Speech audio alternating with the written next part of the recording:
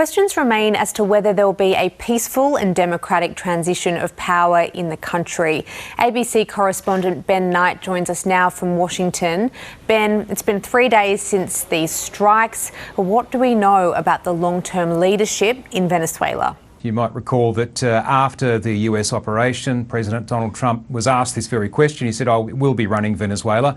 And there have been mixed messages coming out since then. What we know, of course, is that the current government of Venezuela is essentially the previous government of Venezuela minus its deposed president, Nicolas Maduro, who was, of course, captured by American troops. So his deputy, Delcy Rodriguez, was sworn in. She's now the interim president. But you have the opposition, which is pushing very, very hard to be recognised and to be allowed back into the country to contest elections. Now, Donald Trump has said a couple of things about that. One of them is that he doesn't think that elections are going to be at all possible within the next month and hasn't set a timeline. The other thing is that he's said of the main opposition leader, María Corina Machado, who is essentially in exile from the country, that she's not popular. She doesn't have the trust and so doesn't think that she would be she'd be capable of winning an election. She completely disagrees with that, but she's doing it in a very careful way. She, of course, won the Nobel Peace Prize. That's the one that Donald Trump was angling for. She dedicated it to Donald Trump.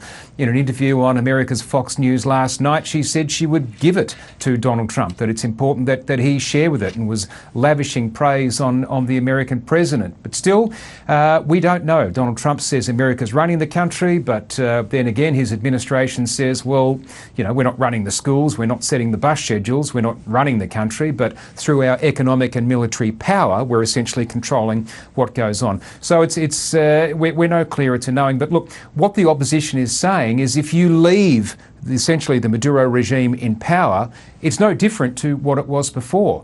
Here is what María Corina Machado said on Fox News and talking about the country's interim president, Delcy Rodriguez.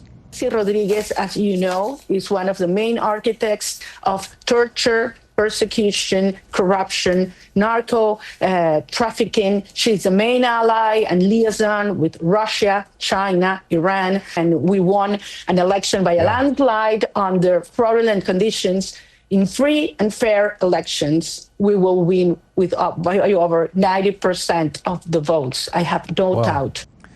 María Corina Machado speaking there, talking about free and fair elections. They may happen, they may not. We have no idea. We have no timeline and no clarity coming out of the White House.